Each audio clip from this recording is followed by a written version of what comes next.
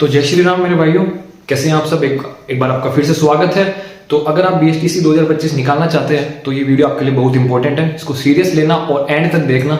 और जो बीएसटीसी 2025 निकालेंगे उनके लिए क्या है कि रीट जो अगली आने वाली है ना, उसके लिए कंफर्म टिकट मिल जाएगा उनको, बाकी तो वेटिंग लिस्ट में हो सकता है।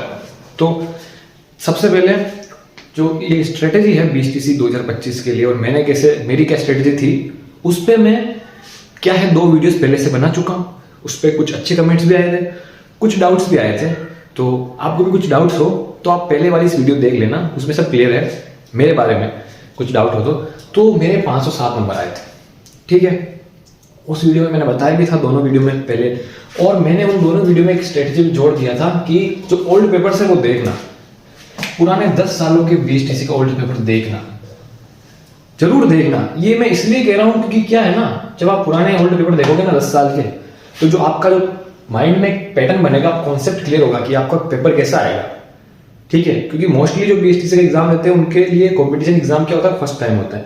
तो जो आप पुराने पेपर देखोगे, फिर आप बुक पढ़ोगे ना, आपको पता लगेगा कि क्वेश्चन कैसे बनते हैं, क्वेश्चन कैसे आते हैं, ठीक है। तो ये है ओल्ड पेपर्स। तो ये यहाँ पे लिखा हुआ है मैंने, क्योंकि इस पे बार बार जोर में देने वाला हूँ। ये बहुत इंपॉर्टेंट चीज है ओल्ड पेपर देखने की, बहुत काम की चीज है। तो सबसे पहले तो हम ये बात करते हैं कि बीएसटीसी में क्या होता है। तो बीएसटीसी में राजस्थान जीके, सामान्य ज्ञान राजस्थान का आता है, 50 क्वेश्चन आते हैं इसके। रीजनिंग के 50 क्वेश्चन आते हैं। फिर शिक्षण अभिरुचि के 50 क्वेश्चन आते हैं। हिंदी इंग्लिश के 50 क्वेश्चन आते हैं सम भाषा में, और संस्कृत के 50 क्वेश्चन आते हैं। तो जो बीएसटीसी का फॉर्म है ना, वो भरा जाता है एक तो जनरल, 2 होते हैं उसमें ऑप्शन, जनरल या संस्कृत, दोनों में से एक ऑप्शन में भरा जाता है, या तीसरा ऑप्शन होता है बोथ, ठीक है। तो जनरल वो लोग लेते हैं जिनके 12th में संस्कृत नहीं होती है, ठीक है। और संस्कृत वो लोग लेते हैं जिनको संस्कृत होती है और उनको संस्कृत से एग्जाम देना है। और बोथ वो लोग देते हैं जिनको दोनों है, ठीक है। तो संस्कृत वालों को संस्कृत की कॉलेज मिलती है, उनके अलग सिस्टम है पूरा। तो मोस्ट ऑफ क्या गलती करते हैं कि वो जनरल में फॉर्म भर देते हैं। तो जनरल में फॉर्म भरने के बाद वो इन सब के साथ साथ संस्कृत भी पढ़ने लगते हैं।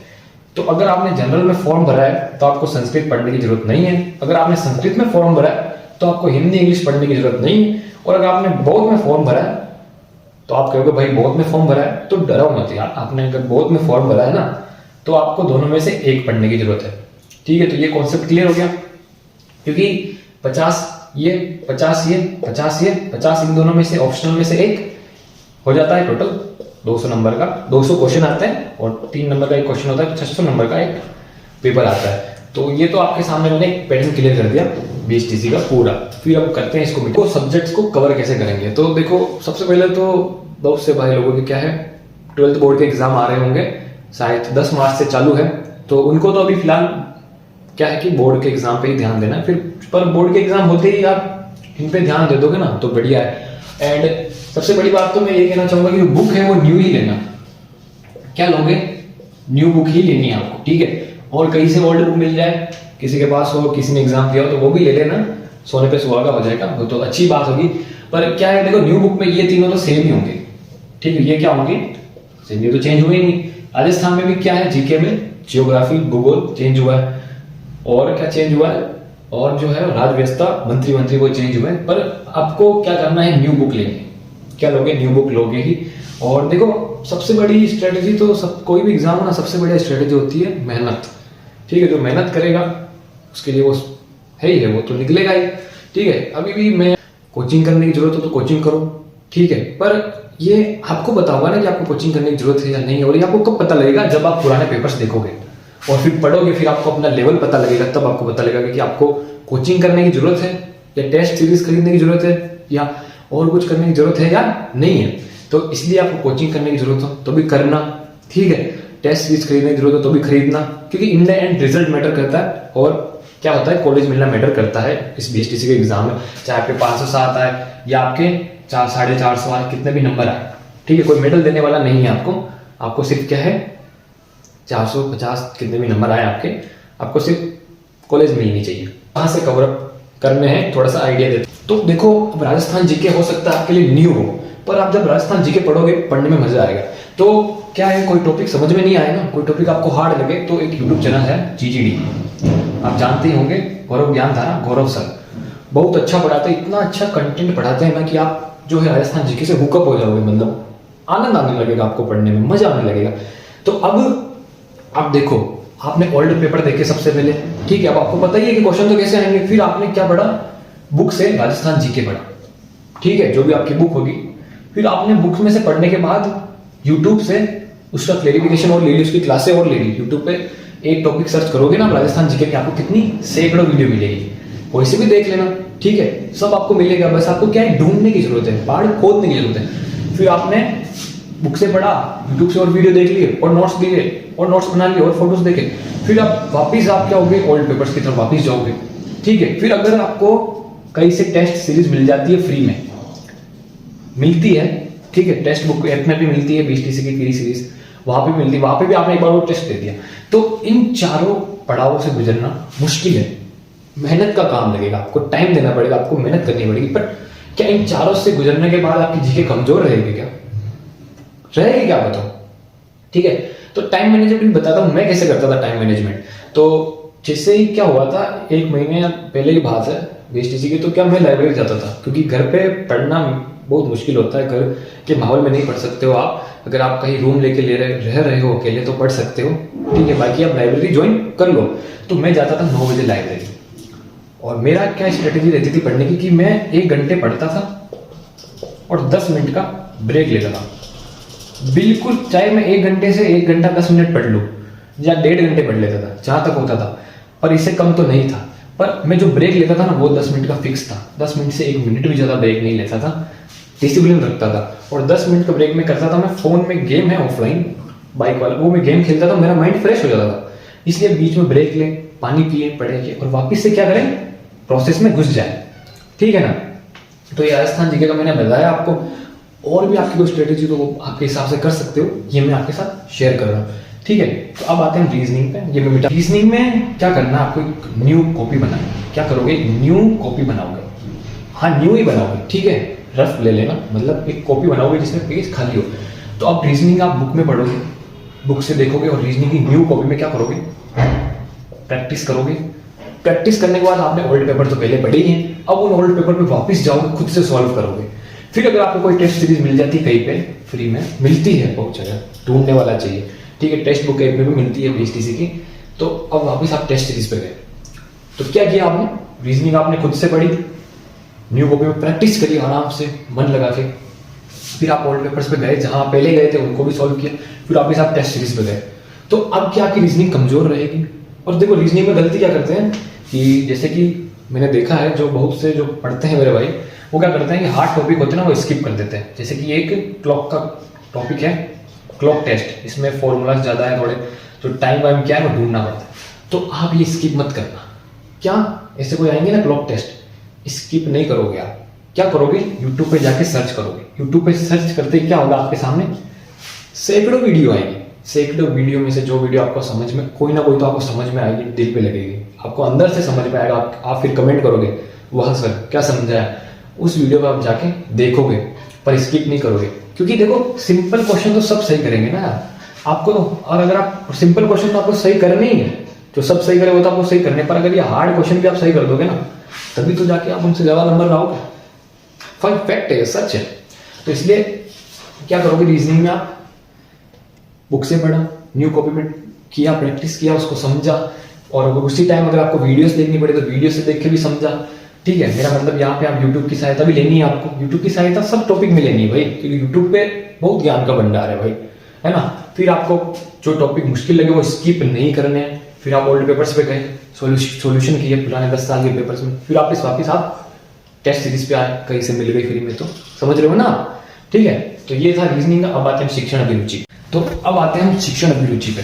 तो शिक्षण अभिरुचि जब आप पढ़ोगे ना, तो इसमें क्या होगा, ऐसे शब्द आएंगे जो आपने पहली बार सुने होंगे, क्या, अधिगम। फिर आप इन शब्दों को पढ़ोगे, समझोगे कि हाँ मेरे को तो समझ में आ गए, मतलब कि क्या होता है कि आप शॉर्ट फॉर्म में समझ जाओगे इसको कि हाँ, पर इन शब्दों को आपको क्या पूरा समझना है, क्योंकि ये शिक्षण अभिरुचि है ना, क्या है, मैथ्स जैसा है। अगर आप किसी एक टॉपिक को नहीं समझोगे ना, तो आप नेक्स्ट वाले में अटक जाओगे। ठीक है, तो इसलिए इसका टॉपिक आपको स्किप नहीं करना है। और शिक्षण अभिरुचि में आपको क्या करना है, बुक से पढ़ना है। बुक से पढ़ोगे और जो ओल्ड पेपर्स है ना, इसमें आप 4 या 5 साल तक के ही ओल्ड पेपर लेना। कितने?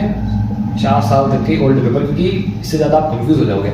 तो आप शिक्षण अभिरुचि बुक से पढ़ोगे, ठीक है। बुक से पढ़ने के बाद आप यूट्यूब पे क्लासेस देखना। यूट्यूब पे चैनल है लहर पाठशाला। क्या है? लहर पाठशाला नाम से चैनल है। और बहुत से चैनल भी है, संकल्प क्लासेस बाड़मेर चैनल भी है, ठीक है। वहाँ पे फ्री वीडियोस बहुत है। और वहाँ से भी नहीं आए ना, सबसे बेस्ट मैं बताऊँ, शिक्षण अभिरुचि में कोई भी टॉपिक, जैसे टॉपिक है आपके शिक्षण अधिगम। क्या है? शिक्षण अधिगम एक टॉपिक है। अब उस टॉपिक को आपने क्या किया, बुक से पढ़ लिया। किससे पढ़ लिया? बुक से तो पढ़ लिया आपने। अब इस पे क्या करोगे, आप यूट्यूब पे सर्च करोगे। यूट्यूब पे सर्च करते क्या होगा, कितनी आएगी? सैकड़ों वीडियोस आते ही आप क्या करोगे, एक वीडियो को देखोगे ध्यान से और समझोगे इसको। फिर जब आपको समझ में आ जाए, आप नोट्स बनाओगे, ठीक है। नोट्स बना लिया, अब वहां से भी, आप बुक से भी समझ लिया, यूट्यूब से भी समझ लिया, आप बिल्कुल समझ में आ गया टॉपिक, आपने नोट्स भी बना लिया। अब आप क्या करोगे, पुराने जो 4 साल के पेपर है ना, उनको आप वापस जाओगे सॉल्व करने। भाई सॉल्व करोगे, फिर अगर आप वापस से कहीं से टेस्ट सीरीज मिल गई बढ़िया, तो उसको भी सॉल्व करोगे। तो अब क्या बताओ कि आप शिक्षण अधिगम आपने बुक से भी पढ़ा, पुराने 4 या 5 साल के पेपर्स भी पढ़े, ज्यादा मत पढ़ना ओल्ड पेपर इसमें, क्योंकि आप कंफ्यूज हो जाओगे शिक्षण अभिरुचि में।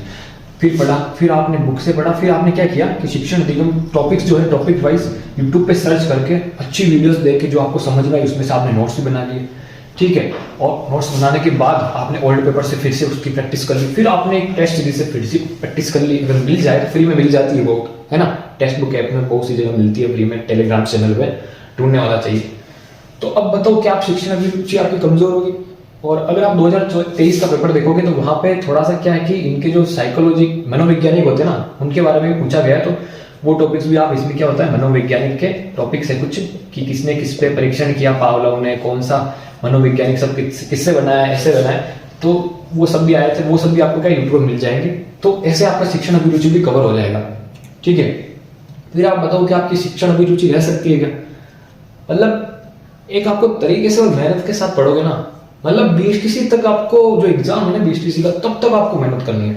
एग्जाम निकलने के बाद, कॉलेज मिलने के बाद बस मेहनत करनी है फिर भी रीट के लिए, पर आप इजी हो जाओगे फिर थोड़ा सा टाइम के लिए, इसलिए तब आप मजे कर लेना। अभी आप मन लगा के पढ़ सकते हो, ठीक है। अब हम करेंगे हिंदी इंग्लिश में बात, और इस संस्कृत में हम बात नहीं करेंगे, संस्कृत का नॉलेज नहीं है मेरे को, इसलिए मैं नहीं बताऊंगा जिसका नॉलेज नहीं है मेरे को। हम करेंगे हिंदी इंग्लिश में बात। तो जो हिंदी और इंग्लिश है, ये वही है जो हमने 5 से लेकर 10 तक या 8 तक पढ़ी है, वही हिंदी इंग्लिश है, कुछ हार्ड नहीं है। तो हिंदी इंग्लिश में क्या करना है, इसमें तो कोई लोड नहीं लेना आपको।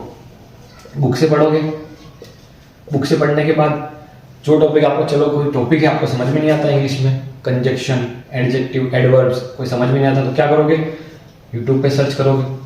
यूट्यूब पे सर्च करते ही क्या होगी, सैकड़ों वीडियोस आएगी। सैकड़ों वीडियोस में क्या होगी, जो वीडियो हमको समझ में आएगी उस वीडियोस को हम देखेंगे, और क्या होगा, हमको आ जाएगी, फिर आ जाती है। तो हमने क्या किया, बुक से पढ़ा, यूट्यूब से भी पढ़ा जो समझ में नहीं आया। फिर हम क्या करेंगे, ओल्ड पेपर जो हमने पहले ही पढ़े थे इसके, फिर वापिस हम ओल्ड पेपर्स पे गए।